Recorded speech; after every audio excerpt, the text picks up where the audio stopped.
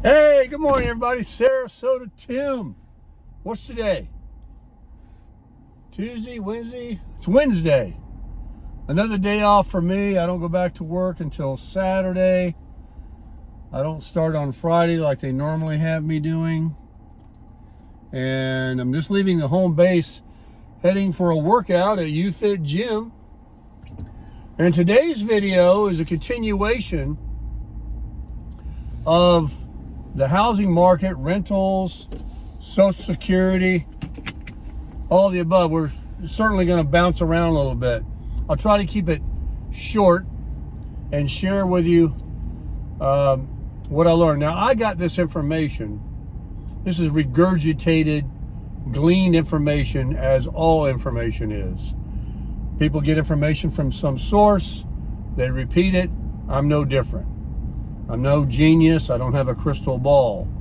But I'm also smart, and I know I got a sixth sense. I can feel what's going on. I'm not a kid, and I work for a living. I've worked all my life. I have to pay bills every month. I watch my money. I'm on Social Security. So I'm concerned and I'm interested in this very tumultuous, changing world that we're living in the United States. And just so you know, this is not unique to the United States.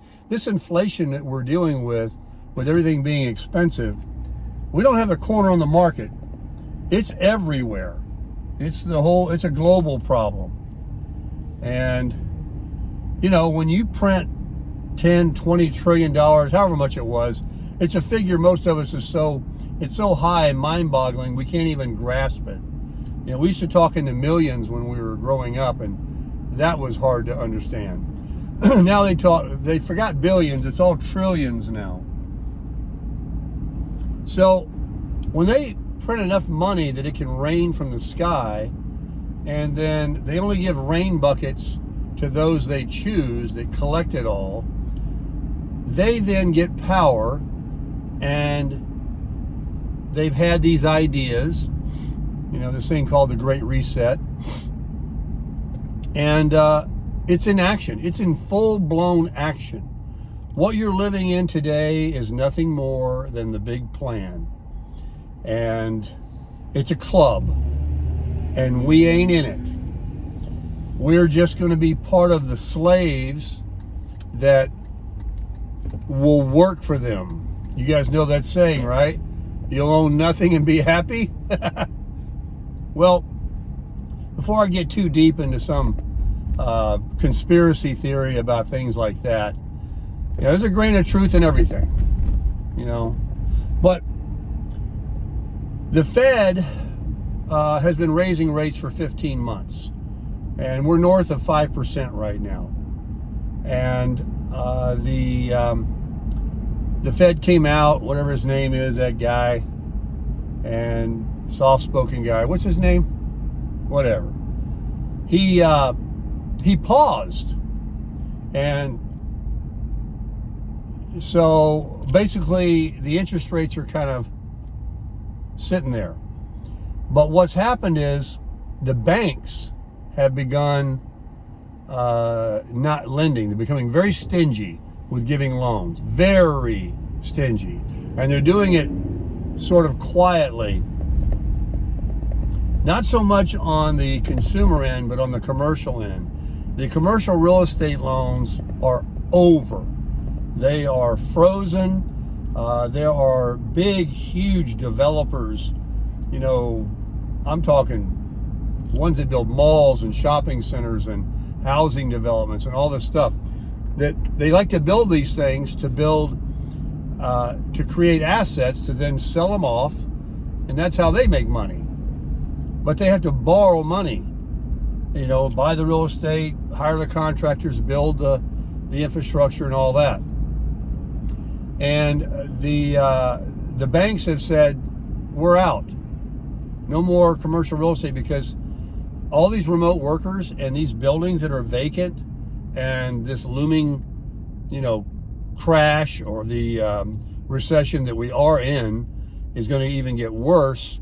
So they are starting to, instead of kick the can down the road, they're looking to foreclose on a lot of the stuff they already have out there and get those loans off their books and get some cash back in. Because there was a story about a building in maybe California or something. It was a big tall tower, a Wells Fargo building. They had listed for $160 million. They paid $108 million for it. Did like $40 million with the renovations. They listed it for 160. They got a bunch of lowball offers, so they pulled the listing. They just sold it for $42 million. Like a 60-something% drop.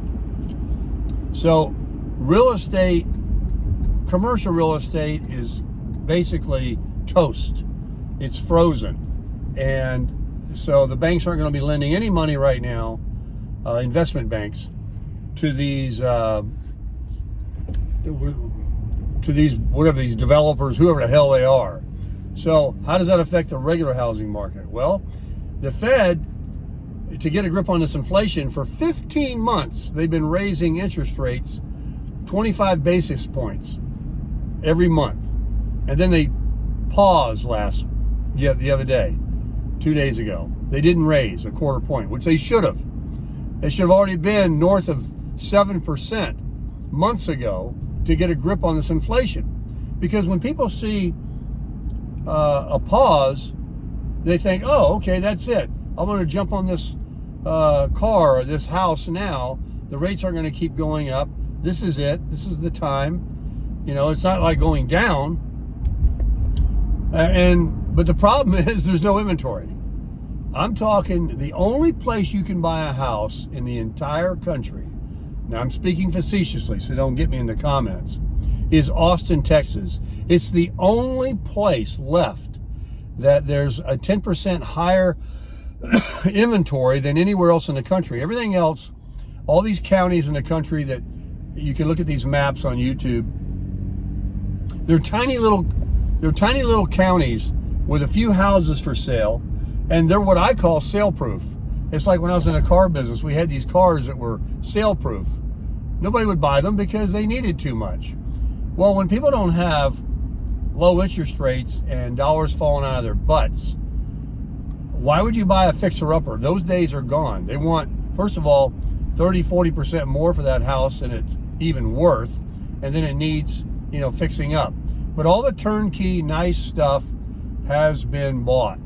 And they're going to be coming back on the market because they're going to be foreclosed on. A lot of people have extended themselves, and when the job market starts, the layoffs come, and that's coming. There will be, but all of this, to buy a house right now is impossible. They're out of reach.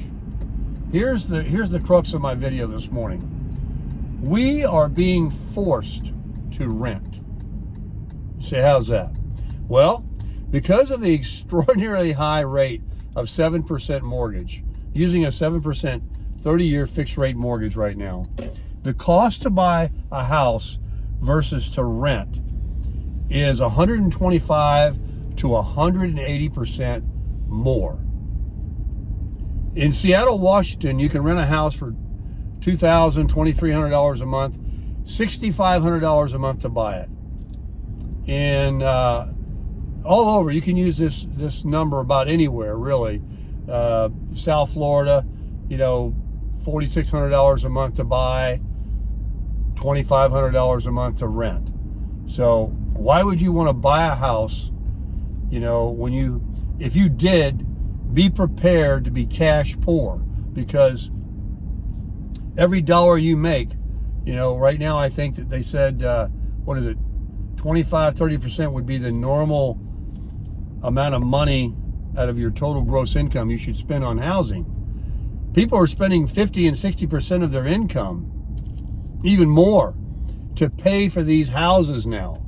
And let me get out of this sunlight over here. I just pulled into the gym. My buddy said he's running a little bit late this morning. He's always running late. Let me get over here to a nice shady spot. So, like I said earlier in my video, I'm regurgitating what I've heard. I got it up here. I'm trying to give it to you guys in layman terms.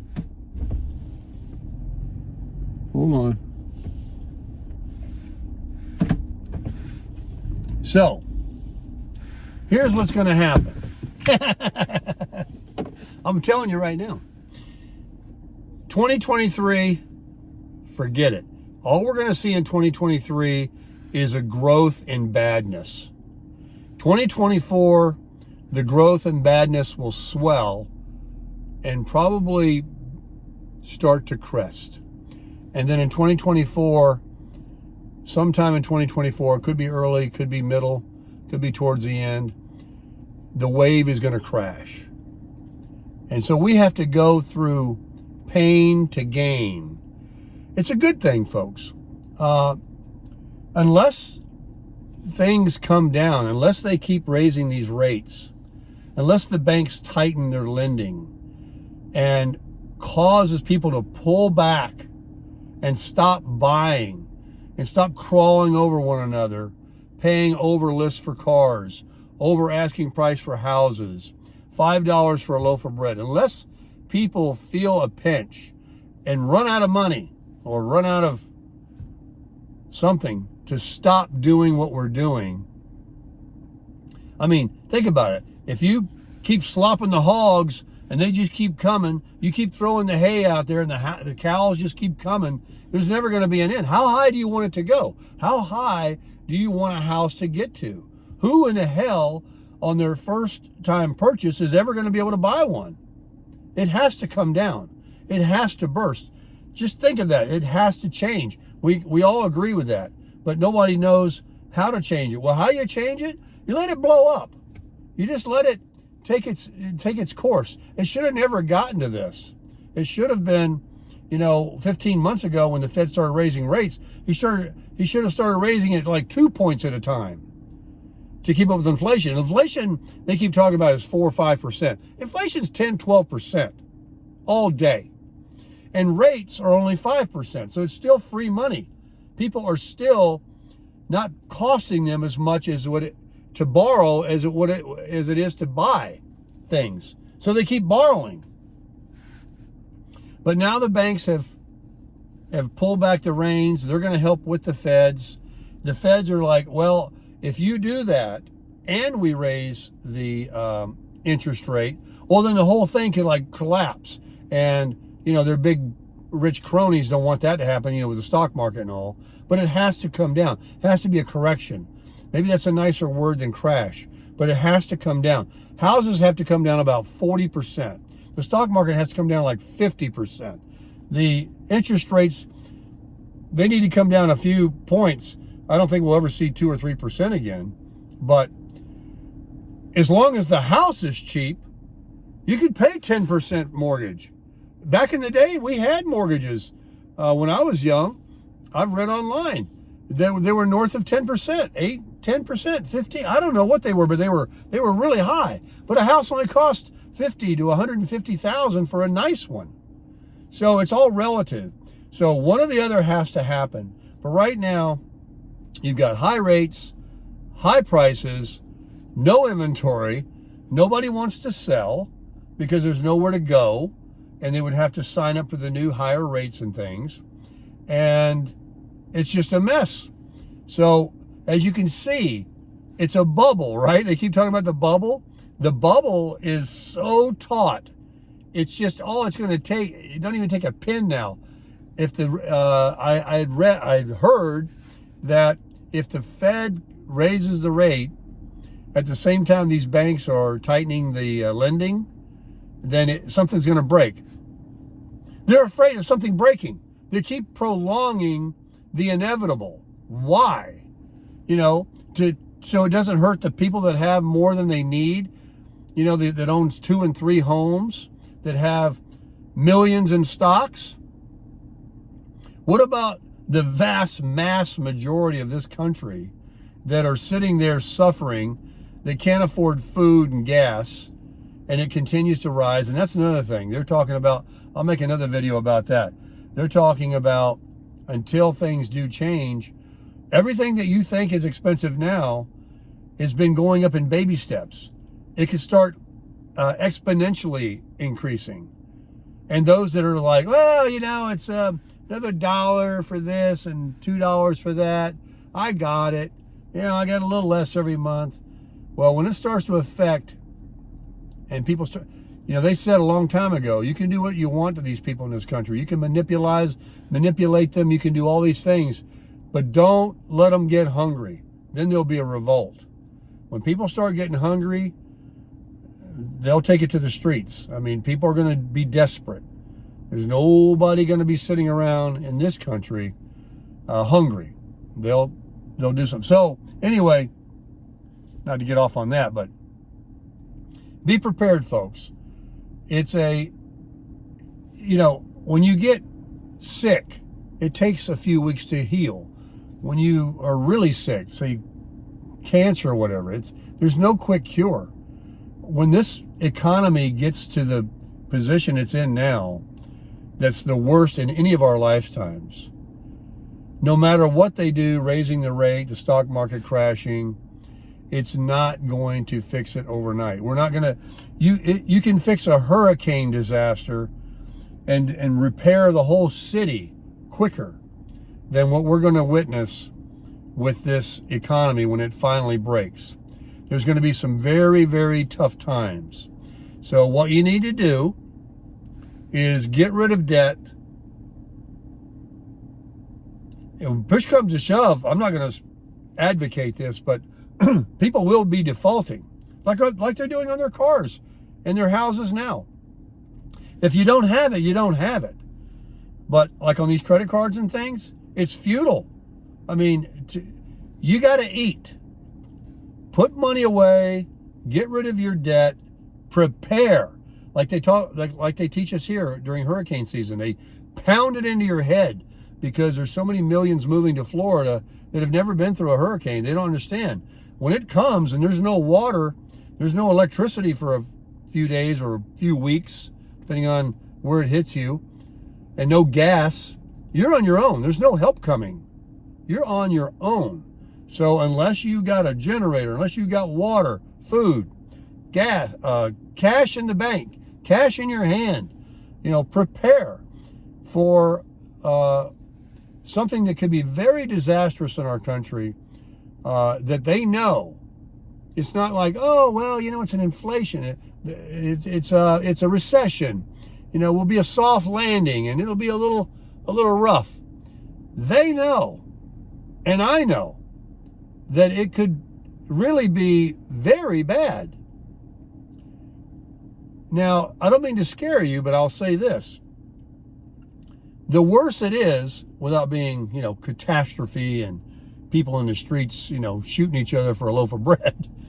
But I mean, the worse it is, really, the more pain that we can endure, the better when the sun comes out and the rainbow comes out, the better the growth will be for those that have planned, for those that have a little bit of cash in the bank that, you know, can buy these assets that are down to the rock bottom. Cars, homes, gold, silver, stocks, all of it will regrow.